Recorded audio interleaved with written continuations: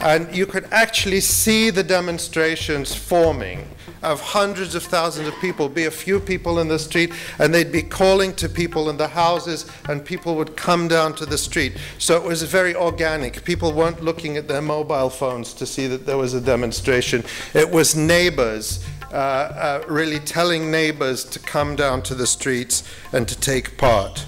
Well, maybe the biggest role that we're not seeing and we're not talking about is definitely how the rest of the world was watching, and what it would be interesting to measure how much that played a role. Did it play a role? The fact that the rest of the world was watching, did it, for example, make Mubarak less egregious in his actions? It's not the internet sparked the people. Cutting off the internet in Egypt helped the people and sparked them and sent them to the street.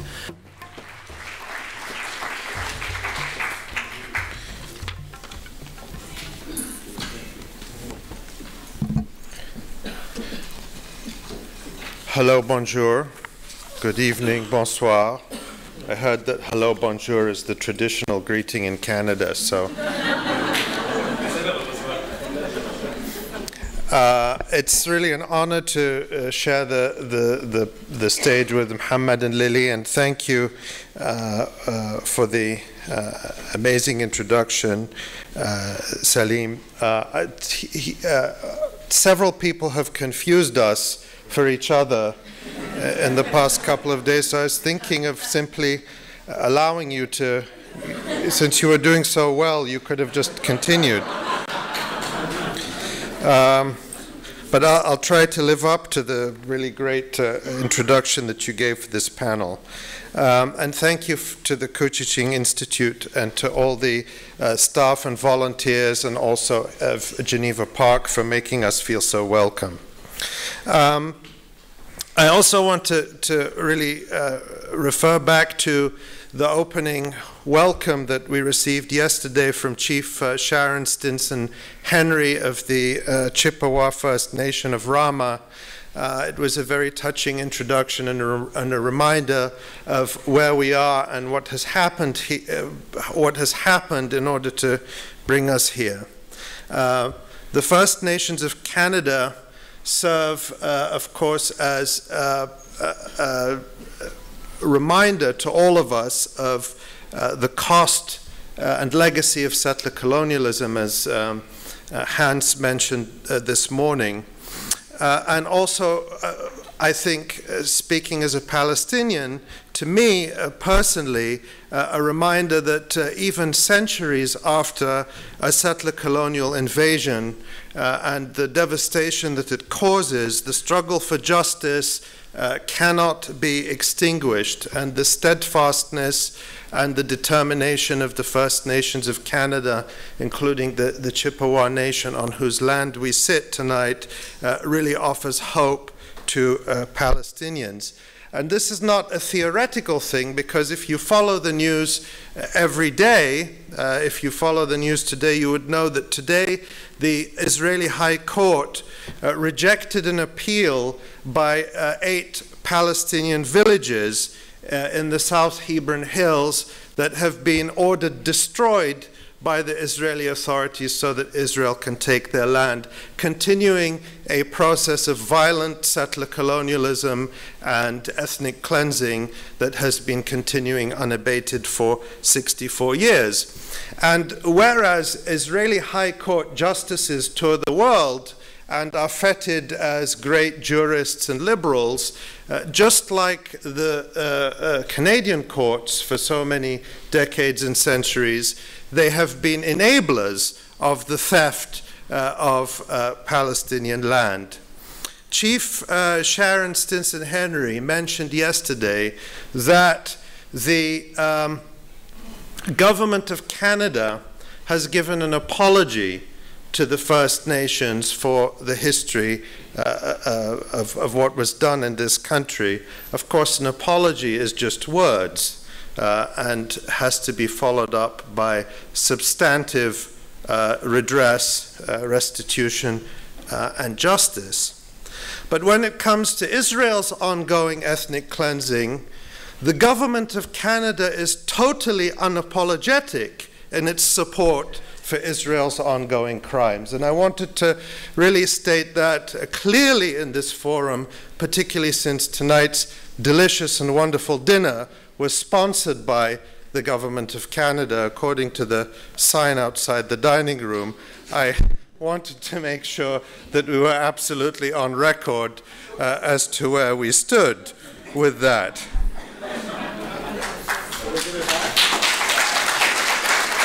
I'm not giving it back. You should definitely eat the dinner.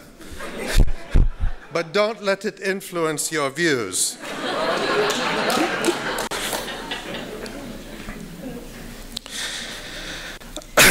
In the introduction, we heard that, it's a very good question. There's been a lot of hype, almost with the term Arab Spring, which I don't like very much. It's not a term that was indigenous from the region, but it was a term that came from outside and then was translated into Arabic and adopted. But almost synonymous with the Arab Spring has been words like Facebook and Twitter. There has been a sort of a marketing of these revolutions as, or these uprisings as somehow enabled or facilitated by social media. And I think that we have to be very skeptical of those kinds of claims, partly because of the statistics we heard, the very low penetration of social media, internet access in many of the countries we're talking about, the element of class, who has access where there is access. And so we have to be very skeptical.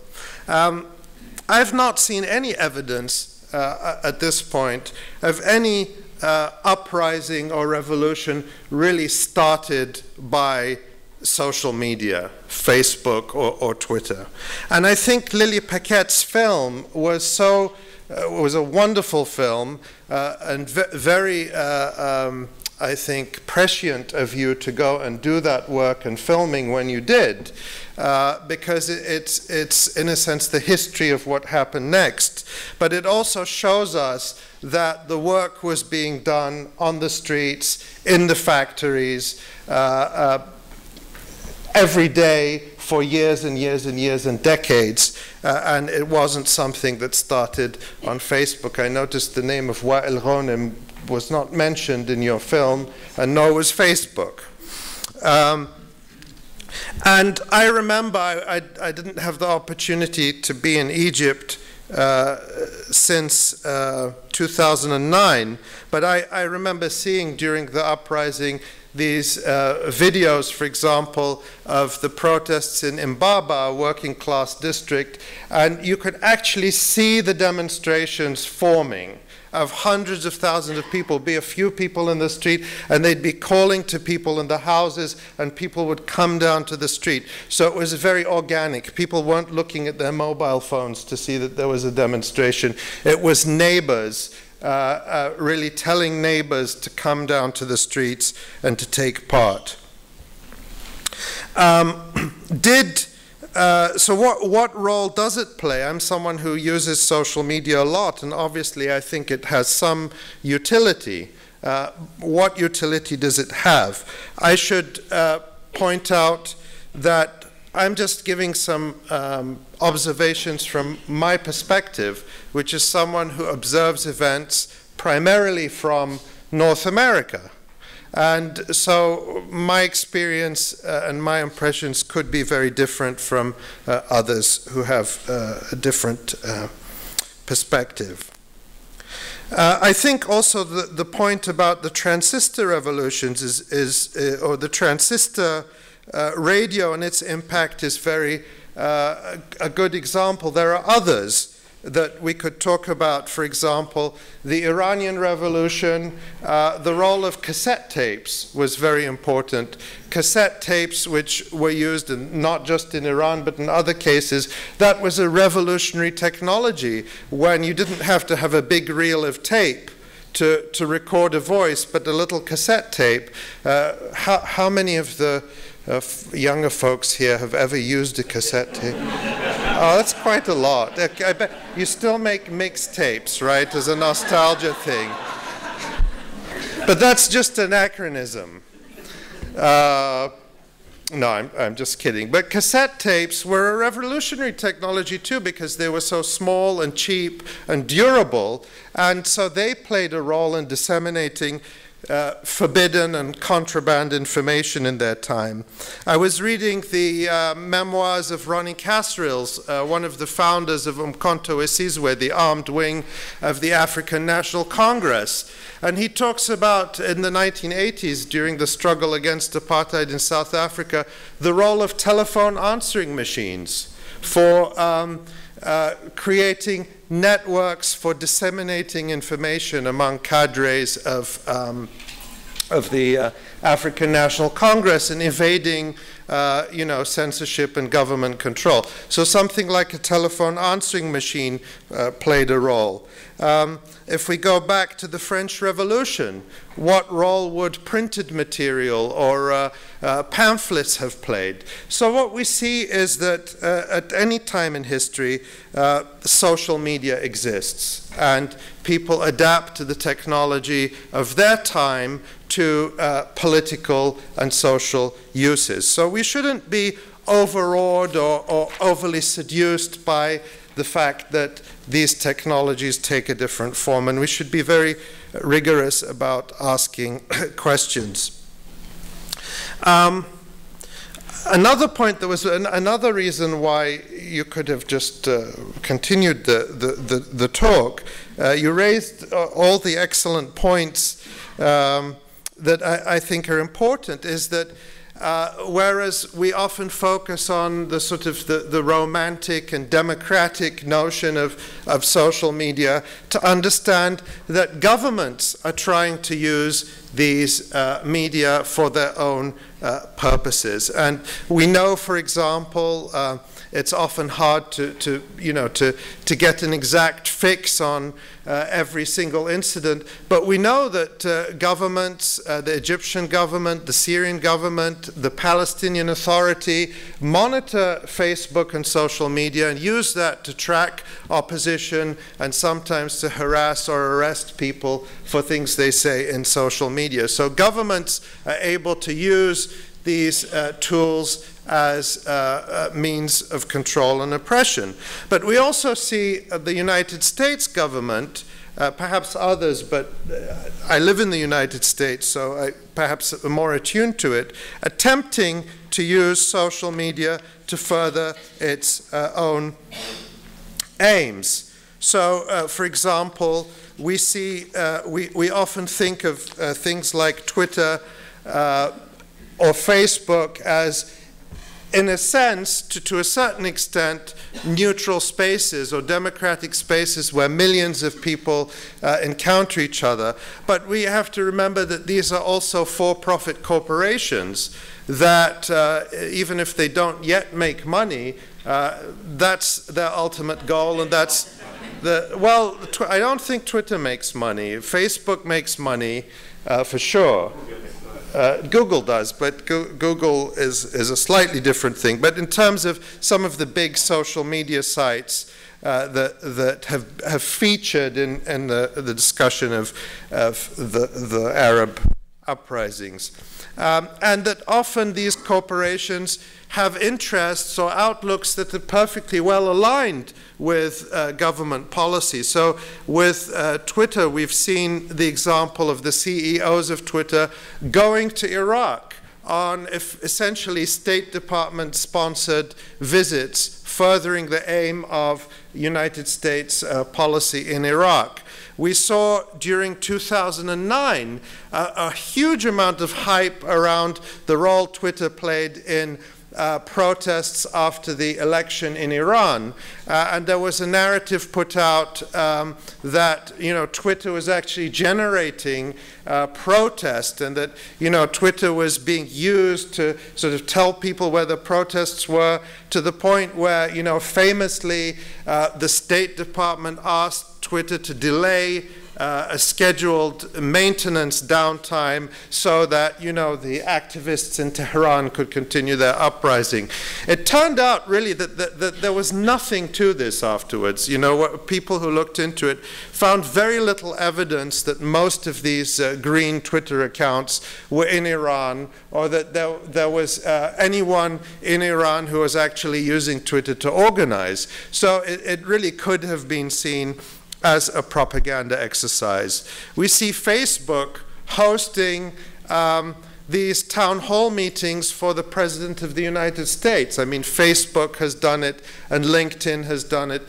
This is great publicity, free publicity for these corporations, and it's very prestigious for them to be associated with, you know, a town hall with the President of the United States. But it also shows their willingness to provide really privileged platforms for people who already have a tremendous amount of power and access to media, and who don't really need Facebook to get more of it. So, and that's aside from the issues around privacy and sharing data with government, which is a little bit beyond what I want to talk about today. But there are, you know, excellent organizations like the Electronic Frontier Foundation. I always, in my head, call them the Electronic Freedom Fries. I don't know why. But the Electronic Frontier Foundation, which, you know, which monitors these really critical and crucial issues that have to do with some of our most fundamental rights at a moment when technology is moving very rapidly, and the ability of government to sort of monitor and mine information, especially if we're talking about using these tools for social and political organizing, when they're not open source tools, but tools that are in the hands of corporations, there are downside risks that we have to be aware of.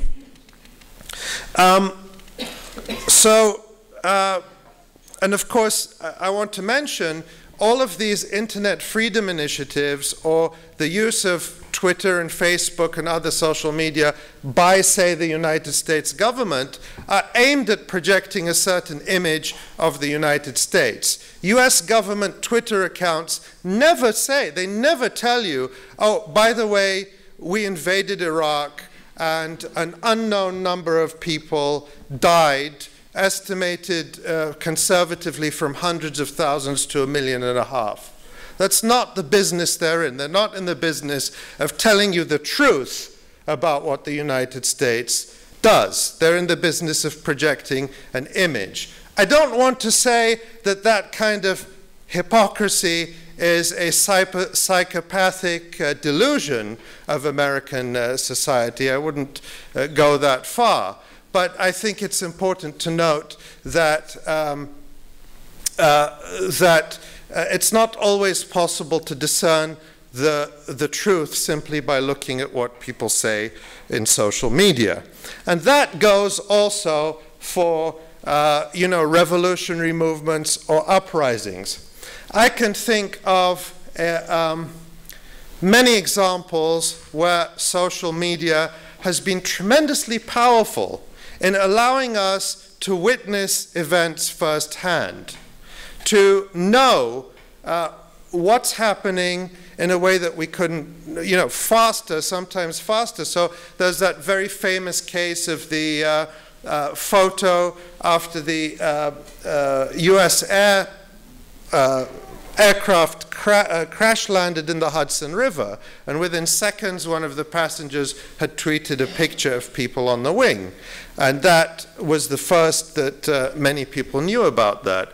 And that worked because really that was something where you could see what it was. And I can think of many cases in, again, I talk about this because it's what I follow well, where there is a protest in Palestine, in Nabi Saleh, or in another one of the villages where people are resisting against land theft. And people can tweet images of what's happening very quickly.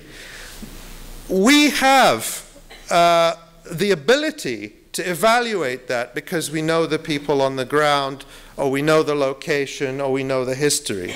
But when it comes to places where we don't have access, it can be a tremendous confusion. And I have to say that in the case of Syria, which Mohammad would talk more about, I've found Twitter to be an almost useless platform for gaining information. You're simply bombarded with claim and counterclaim with no ability to attach a value to this information, regardless of where it comes from. So that's been another sort of a downside.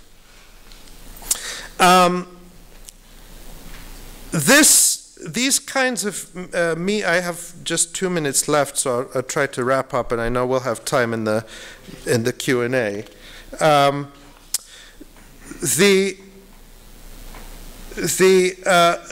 Nevertheless, I think the internet in general, from my experience, over 20 years, has been, I got my first email address in 1990, so that makes me an internet dinosaur. I know there's a couple of people in this room who were even online before that.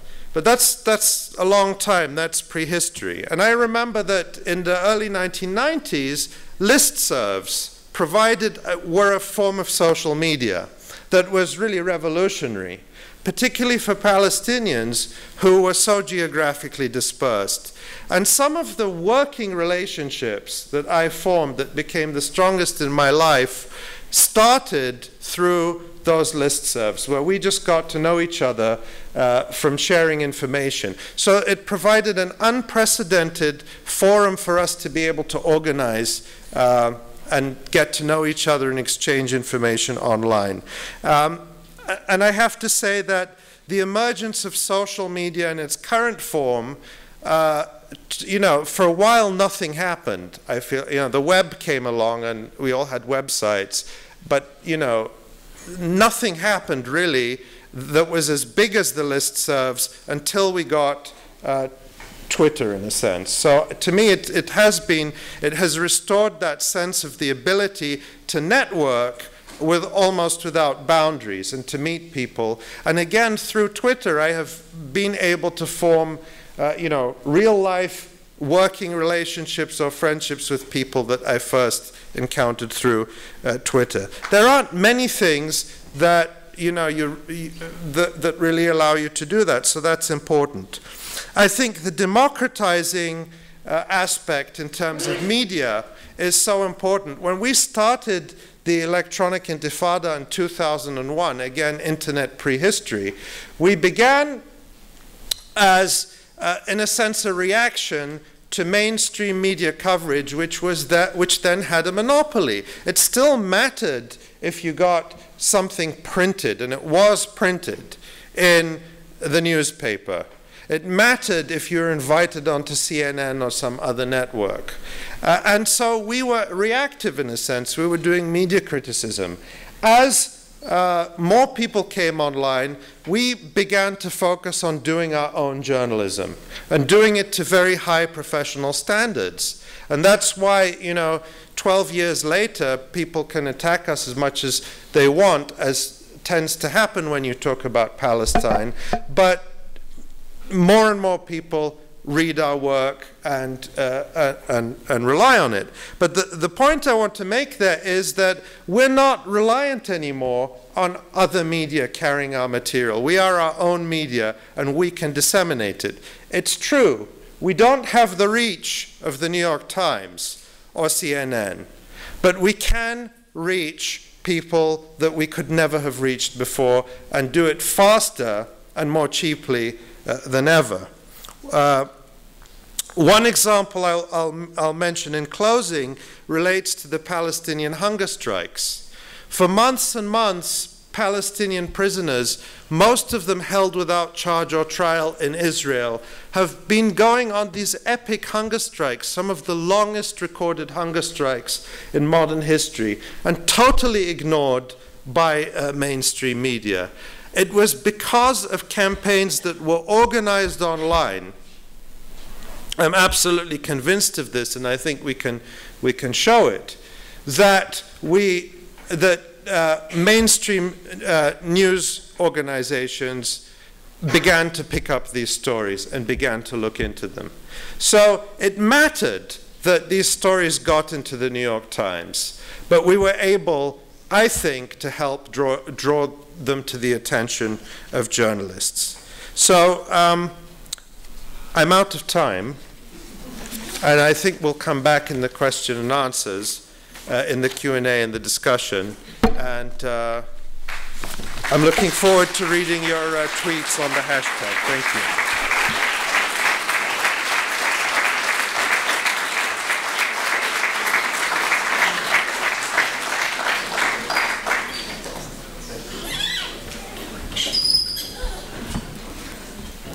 Thank you, Ali. That was very great.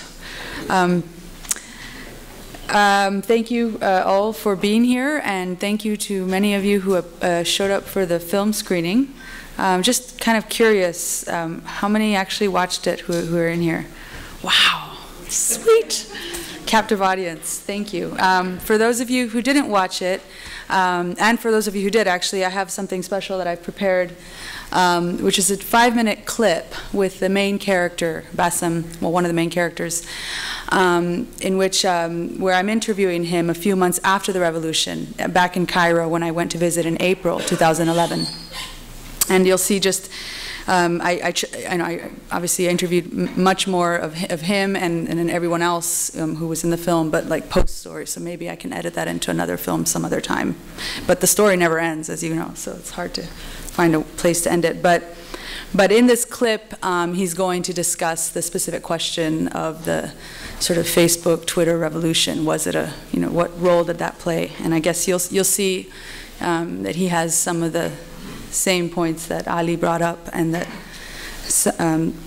Salim started with. But before I go into that, I guess because you asked me to speak a little bit about the U.S. funding for democracy, which is true that I do have a background in, I think I do want to start there and then segue into the clip, because they're all very interrelated, at least as far as my history goes, and the background for why I even went to Egypt to make this film.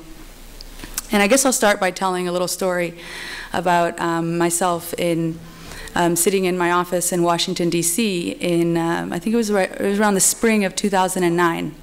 And I was working for IREX, International Research and Exchanges Board, which is one of the many non-governmental organizations that implements U.S. funding for all kinds of programs on democratization and free speech and development. I myself was in the media development department at this time, and I was working for Middle East, North Africa region. So it was my job to, work in coalition with the State Department for all this funding that was being funneled for promoting free speech in the Middle East, and internet connectivity projects and trainings, and the list goes on. I was organizing, it was called the Citizen Journalism Conference, and it was interesting. It was supposed to be for the Gulf region, and this was, again, this is 2009. We were holding this conference. We had a certain amount of funding that was allocated for this project, and we were scrambling to use it, but we were having a problem. We were only allowed to invite certain types of bloggers. It was my job to screen them, actually, and go online and make sure they weren't, find the right bloggers to invite to this conference that would help promote free speech and internet connectivity. And it was very interesting because, so, and understandably so, I mean, it's complicated too. There's a whole, if you're implementing U.S. State Department funding for a project, you have to, you're going to be working in that country. Everything you're doing has to be diplomatically and legally, and there are so many reasons why we should stay in line with those governments, because obviously we won't be able to continue our work there. But I found it frustrating because every time I'd find a super cool blogger in Kuwait who I wanted to invite, I'd write up a whole thing and what he's talking about, show it to my bosses or the embassy or whatever. And oh no, can't invite that person. He's too controversial, or she's no. So it was interesting, feeling that kind of what's the word? Somebody help me. What?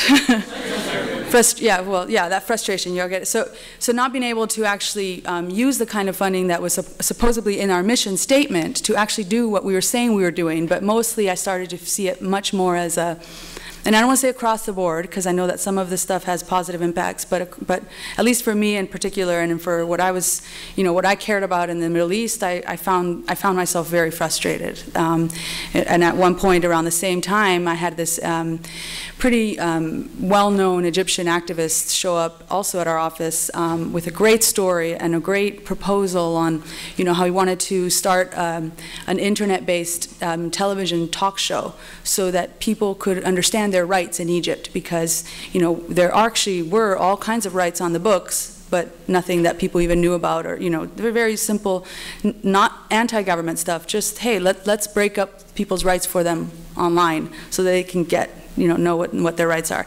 And yet we couldn't fund him either because he was a dissident of the Egyptian government. So bringing it back to why I went to Egypt, I finally decided, okay, I'm going to quit my job and I'm going to take off to Egypt and make a film about all these things that I'm hearing about that are happening on the ground. And actually, backstory a little bit, I had just done a thesis before going back to my old job.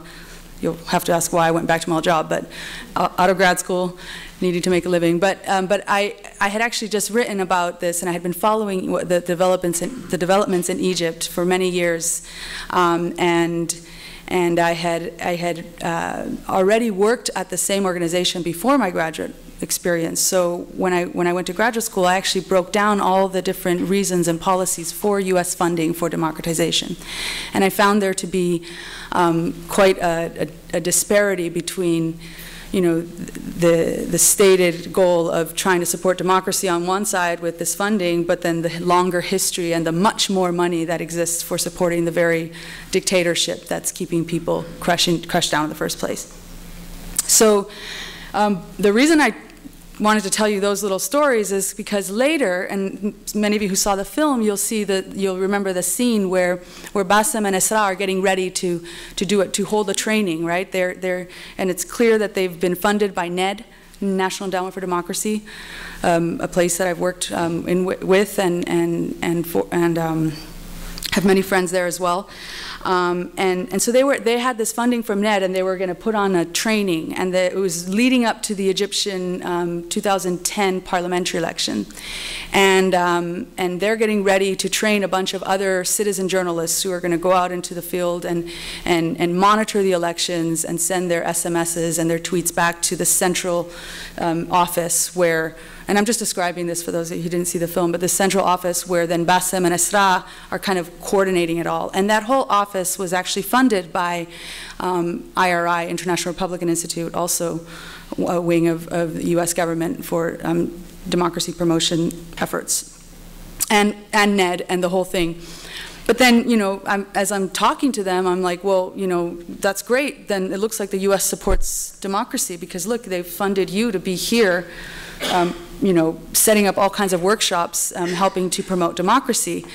And that's like, okay, yes, but on the other side, and those of you who saw the film, you'll see that they feel very torn about this. They're like, yeah, we do have this funding from the U.S. for democracy promotion, but guess what? We're also very aware that the U.S. is also funding the Mubarak regime. So this is a huge disconnect that I found, very fascinating and not an easy subject, especially as you dig further. And later, after the revolution, you can go back and interview and talk to people, actually before and after, and you'll see that Bassem's going to bring this up in this clip where he's like,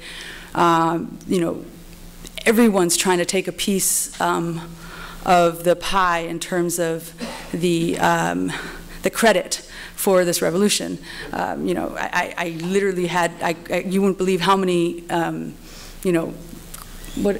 credit raising, anyway, people that from different segments of the democracy promotion world saying, yeah, well, we definitely had something to do with it because we had our people over there training for all those years. The Bush administration could say, well, we put pressure on Mubarak that one time way back in 2004 and 2005, and that opened up the first Arab Spring, and that's what started. So, so there's lots of different elements, and it's a very complex subject. But you'll see that in this 5-minute clip where Bassem also touches on the various complexities within it. At one point, you'll think that he's saying that Twitter and Facebook did have a role and it was super important, and literally in the same 5 minutes, you'll hear him say that it didn't. I'm just going to let it go for now. Can we get this side? Okay. And this is just a really quick clip that I actually put together for this conference, so excuse it. It's not very professionally done or anything, but there's some photos I added just to by my photographer friend who also took this beautiful shot that you've seen everywhere. That was taken on the, just interestingly, on the photo, that was taken on the day that Mubarak, on the night that Mubarak finally stepped down, and that's in Alexandria, Egypt. We don't know who she is, but she's been on the front page of the Wall Street Journal and all kinds of magazines, and now she's the cover for the film, so it's pretty cool. Maybe I'll meet her one day, it'll be cool. All right, here we go.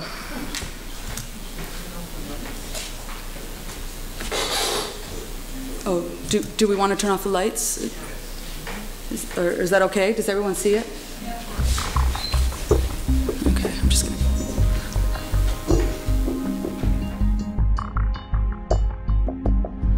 And this was on my mobile internet, and it went offline. Oh, sorry, just to give you a little bit context, he's actually, just because it's not introduced, but he's actually talking about when the internet went down right before the 28th of January. So it's kind of interesting. The phone, for those of you who know the history, the Mubarak closed down the phones and the internet, and there was like a blackout. But you'll see how that kind of served as well. I mean, these are the moments of the black hole, blackening Egypt. In the morning, the mobiles also went off. It was a terrible moment, but it was very important because it seems like if you want to know the news of the protest, you have to go out. You have no mobile phone to ask your friends, and you have no Twitter or Facebook to see, then just go out. And that's what happened. All the people just went out to see what's going on. So you think that turning off the internet helped the revolution? Very, very, very much. That's awesome. For some reason in the US and maybe in many countries in the world, people are interested in this new media, social media, how it helps change. And I always feel mixed about this, because I said people have been making change for thousands of years without phones, without Twitter, without internet. How is it that now we give so much credit now to the internet? I just want to say it's very important leverage. If it's very important in increasing the pace. I mean, in the ordinary cases, what happened in Tunisia might be transcribed or spread in the other countries within the range of 10 to 20 years.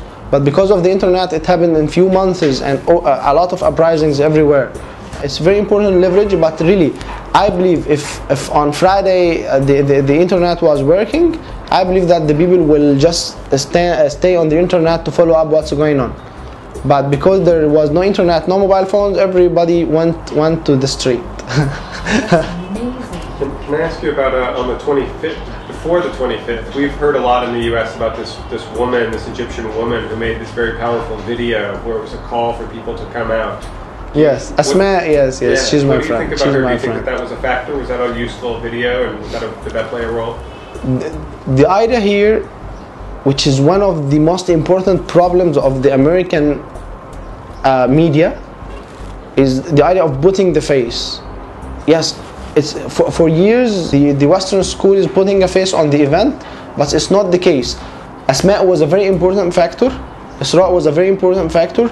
Me, my friends who nobody knows their names, everyone in the street was a very, very important factor. And putting faces on the scene is a very reductive manner, and I hate this. It's a real problem of me with media now. They are trying to just reduce a revolution of a nation in 1 or 2 or 3 or 10 or hundreds of people, which is a real problem. It's giving a very distorted history. But I remember a lot of heroes. I saw in Tahrir Square later, when there was clashes between pro-Mubarak and anti-Mubarak, people getting stones, hurt by stones, then putting bandages on the injury, then going again to fight, to have another injury, then put another bandage, then going again to fight. Oh, someone of them, he was a broken arm, and he went to fight with his other arm. So this man, nobody knows his name, he never been in the media, he's not a hero, but he's one important factor that made the revolution. For years and years we were making theories that we have to talk about the social demands, the economic demands, because the people will not stand for some clear and direct political demands. But it was a real surprise, very poor people just chanting, we want to make the regime down. Why do you think they did that? Why do you think they came out like that? What changed? Because before it was only you guys, the activists in the streets, saying this. And all of a sudden it was the people. What happened? A lot of analysis, but let's say it's an exceptional moment. When a lot of things happen, it's like the Big Bang. Some exceptional thing happened and nobody can explain this. Yes, it might be our effort, it might be the effort of others, it might be the awareness, the media, the new media, thousands of things, but it's a very exceptional moment. And I think those who participated in the revolution, if they thought again, they might thought, okay, I was a subject to be killed, and he might not do this again. So it's a very exceptional moment.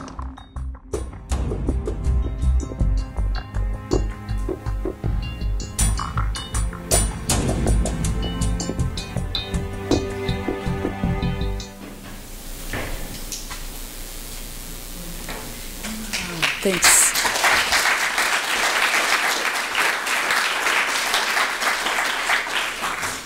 Thank you. Well, I just wanted to play that because I think Bassem says it so much better, and of course it's his experience, not mine. I wasn't there during the revolution, and I'm by no means an expert on whether or not Facebook or Twitter, has it's, what's the, I mean, I don't do work like Ali does. I don't tweet much, but I think it's interesting that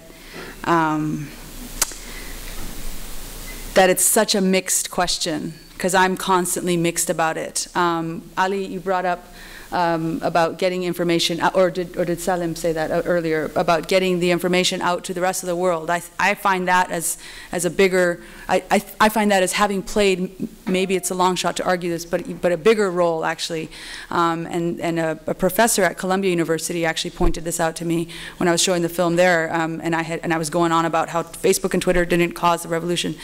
And it's still my point of view, but I think it's complex. But she's a social media expert. Her name is Ann Nelson, and she writes a lot about this. And I thought that she contributed an important idea in my head, at least at the time. She was like, wait, what about this? What about, okay, maybe people weren't on their iPhones during the revolution getting their tweets to know where to go. Maybe they were just coming all out from, word of mouth. It's like that there. It's much more involved. And of course, like Bassem said, maybe because the Twitter, went off, they came out to find out what's going on. That's another subject. But what she raised was that exact issue of like, well, maybe the biggest role that we're not seeing and we're not talking about is definitely how the rest of the world was watching, and what it would be interesting to measure how much that played a role. Did it play a role? The fact that the rest of the world was watching, did it, for example, make Mubarak less egregious in his actions? I mean, who knows? I mean, we can't really know that necessarily, especially looking at Syria and other places. So I think it just raises a lot of questions. I don't have too many answers, but I think it's a very interesting subject for sure. And how much time do I have left? A minute. A minute? Perfect. Okay. I'm going to end early, which is very rare. Thank you, everybody.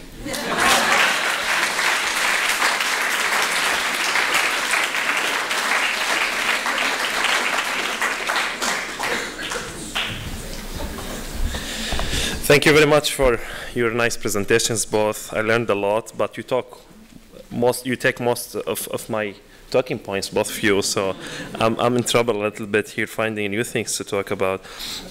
I want to touch a little bit about the internet, how it used in general in the Middle East, kind of before and during the revolutions or the uprisings, whatever the name you want to name it. I want to push a little bit back. I totally agree with my colleagues that the internet did not cause the uprising. People were fed up with their governments, from corruption to human rights abuses to lots of different topics. In some places like Egypt, people shared the information about these problems, the unemployment, the corruption, about Jamal Mubarak and Ahmed Izz, and there's lots of famous cases, and about the torture, which is Khaled Said page is all about. But in other places, the internet played no role. There were no internet in Libya, and the crazy guy shut down everything in the first day, just electricity and the power, like the water, everything. And in Yemen, internet penetration was 1%, which is a joke to talk about internet causing or contributing somehow to protest or uprising. But what's very important in the internet role, and here I think it's important, how it's covering what's happening. In places like Egypt, everything was on TV. We have the God Eye, the CNN and Al Jazeera covering everything. That prevented Mubarak of committing crimes and killing people, which is not the case in places like Syria, where it's total blockout. You cannot go in the country, media are not allowed, nobody is covering anything. And here, YouTube came handy. And in some quotes before, some activists said Twitter was well used by the Iranians. I take your note well taken in the accounts, but Egyptians were very creative using Facebook, and now Syrians are very creative using YouTube, because everything on YouTube, and they distribute this information online. Now that's brought lots of good and bad things. From one side, Assad no longer can lie about what's happening. All terrorist groups, armed groups, and they're doing and they're killing and they're going after Christians or they're killing minorities. There's lots of videos, hundreds of videos, hundreds of thousands of protests being filmed and broadcasted.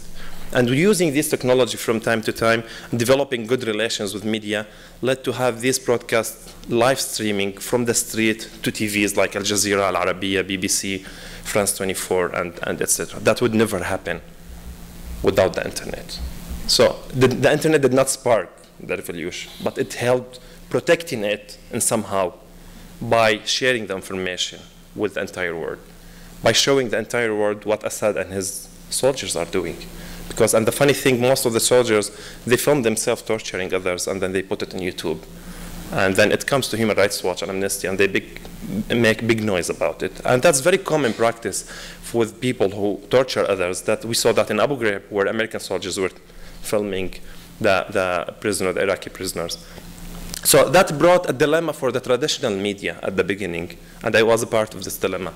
Are we going to use these social media pictures and videos about the credibility, about the copyrights, about the accreditation to whom did this and who's the owner of that video? I used to work for ICFJ, International Center for Journalists, and currently I work for IREX, by the way.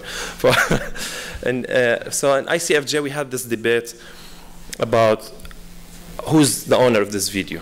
Do I have a permission to use this YouTube video, to use this picture? And that debate was stimulously happening in Al Jazeera newsroom, in Al Arabiya newsroom, in different newsrooms. Are they going to use these data or not? To some point, they were very reluctant. Places like Tunis and Cairo, there are like lots of journalists, lots of materials taken or shot by actual journalists, real journalists, not social or citizen journalists. But in places like Libya, I mean, even was much harder because people were filming things and driving 700 miles to the Egyptian borders to upload things because there were no internet. At some point, they started to use these materials, and they started in different ways. Sometimes using the YouTube with the logo of the people who shot it, just considering this kind of credit to the owners, and sometimes write you saying, hey, I'm from AFP, but I'm interested in the video you posted, and that's happened with me. And I gave them a full authorization to use a video that's not belong to me. I just found it. Somebody emailed it to me. I uploaded it online because I just want to have the word out. Everybody watch about what's happening in Syria. So who's getting the credit here? Is the internet started the revolutions or the uprisings? No, but it helped a lot in protecting it, at least in Syria case, which is, I think, different from others because we saw lots of media crews going to different countries where other protests happen. The paradox in Syria case is that Assad himself, who opened the internet to the country, in 1998, he used to be the head of what's so-called Syria Telecommunication Information Society, which is kind of a separate NGO under the Ministry of Communication that Assad was the head of in 1998. And he brought the internet to the country. And I think he regret that later because the internet proved to be more democratic than any government wants it to be. More than what the US wants to be, more than the Chinese want it to be, more than just about any government. And this paradox, you see it in other environments where, I mean, the debate is a little bit different in places where the internet fairly new to country, like Syria, but it's very old to countries like the US. I look usually to Freedom House, Freedom of the Net and Freedom of the Press annual report, and you see usually they put China and the worst of the worst in depressing the internet freedom. I learned something about Chinese government doing. They hire paid commenters. They pay people money to make comments pro-government, to make the version of the story of the government much valuable. And it turned out the US government do this. State Department has what's so-called the digital outreach team, which is people who work for the State Department. They hire them to make comments about Bush administration that he did not invade Iraq and he helped bringing democracy to the country. So we have the both things. And more, I'm joining from time to time Google's conferences in Budapest and in DC, and I enjoy this calendar from Google. Every single year I go there, I insult everybody there and get lots of those calendars. But Google started doing something called transparency report, which is they publish information about the entire world. Every single government submit a request to Google to share information or to delete content or to share login information to anyone. And they give you the percentage of the cases accepted and rejected by Google legal team. It turned out 97% of the cases the US government submitted was accepted. And they submitted 5,500 requests in the first quarter in 2012 only. So this includes removing results in the search engine when you search in some certain words. That includes giving access to emails of others.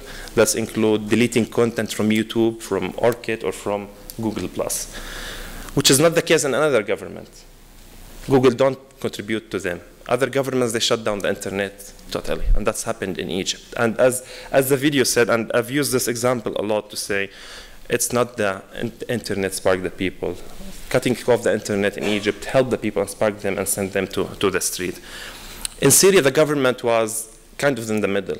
They don't want to shut down the internet because people start copying the style from country to country. So Ben Ali shut down the internet, 3 speeches, he's out. Exact same thing happened in Egypt. 3 speeches, shutting down the internet, and he's out. So Assad tried to avoid make 3 speeches at the beginning, and he avoided to shut down the internet totally. So what he's doing basically is when they besiege a city or a town and they bomb it, they shut down the internet in that place. And they cut off the cell phone coverage, so you cannot really film or upload or stream what's happening, or you cannot even text or email someone out of the country to tell them about what's happening. And here the satellite internet were handy. People start getting these equipments from outside, and here's the Syrians abroad played a key role by supplying the country with thousands of Thuraya and Iridium and Inmarsat phones, where you can have satellite internet. It's very high cost, but they managed to support them before other governments start to support them. And US now publicly saying they're supporting non-lethal equipments for the opposition, which is mainly the telecommunications equipment. And in some cases, we cannot argue that the internet was good or bad for Syrians. It was very good for the Syrians. But it has some negative sides and bad sides, which is in 2 aspects. First of all, the government tried to use the internet doing the same way that the activists doing. And they were just another dumb government trying to do this.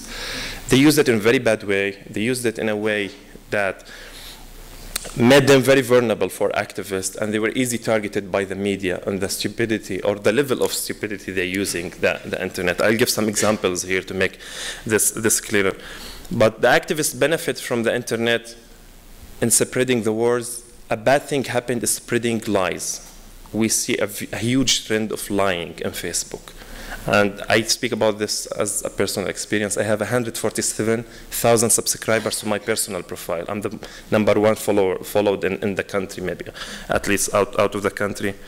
People are lying, a lot lying, for no reason. They just bring pictures, something happened in Morocco, and they put it, oh, look, Assad thugs doing this. And they don't know there's something in Google called Google Images. They do reverse search. You upload the pictures and I'll show you where's the original of this picture. So every time they upload such picture, I follow them and give them the original link of the original of the pictures. And they write me, how you find the website? So that's things happened in the government media played a very bad role in covering what's happening in Syria. So made up stories, number one practice they do. So the Facebook became the place where activists can expose the government and its media. Usually they pick the story from the state TV and they put it in Facebook with evidence how the government made up the story and fabricated the lies. But from other side, the government tried to put people to make Facebook revolutions against another governments who's supporting the Syrian protesters, like the Saudis and the Qataris. The Syrian government set up this page called Athawra al-Qatariyya ضد Hamad bin Jassim, the Qataris revolution against Hamad bin Jassim, who's the prince in Qatar. And coincidentally, when the government besieged Harasta and they shut down the internet in Harasta, the Qatari revolution page stopped. Harasta is a city in Damascus, or area in Damascus. So it was clear evidence how the government using the internet in bad way, and they ashamed themselves to this use. Till we approached the level that people hacked to the Assad's email, and they published what's in his email. And that was a major shift in the country, because people start reading what the president doing, and he was on top of everything, ordering the killing, he was in charge of everything. So all this propaganda his machine tried to give people, he's not aware of everything, the old guards holding him, he's a reformist, it was all lies. And the second thing, to see the president of a government where a revolution happening, 20,000 get killed, exchanging pictures with naked ladies, or chatting with 4 or 5 girlfriends, and he's a married man. And that was a fun thing, because one of his beloved girls called him my duck, Battati. So that was the fun quote, or the funniest thing in the revolution ever, because people start making these pictures about him with other ducks, and or making fun of him in different ways. Activists try to be more creative is by trapping the state media to some made-up stories. And we see sometimes they publish fake news to attract the government or the government media to take it. And that's happened just recently, 3 weeks ago. We have a page called the Chinese page under the China governor, which is making fun of the Syrian government with some examples from China. They published a big news segment saying that Russian intelligence managed to find the truth about the revolution in Syria. They're building streets and cities in Qatar next to Al Jazeera, just like Damascus, and filming the protests there and telling the people, trying to make them believe there's no protest. And there were no Russian intelligence to tell them about this, and there's no Hollywood, no Qatar, anything. Somebody made up this story. And then the state media picked up the story from Facebook, and they put it there. And it was in the headlines in the 3 state newspapers. The day after, Russia Today, Arabic and English, both channels, picked up the report about their own intelligence, and they did not check. So that gives you another example to expose the lying in the revolution. That's, of course, has been a great tool in the crowdsourcing has been a great tool of using the crowds. I was doing map recently with Google Ideas, mapping the defections in the regime in Syria. We need the names of the diplomats in Syria, and you cannot get those. And the only place you can get them to ask somebody who lives in France or UK, or give me the name of your ambassador. So I did a post in my Facebook wall, please, for Syrian around the word, give me the name of your diplomat missions. Within 2 hours, Google were able to go through the comments without getting back to me, translating everything using Google Translate and putting together a map showing who's ambassadors, who defected, and who's still in the office and their level, whereas diplomat missions were closed by these European governments and the Syrian diplomats were fired or not. So it's a very, very powerful tool to use the internet in this way. I'm going to close here, and I'll be looking forward for your questions, and thank you very much.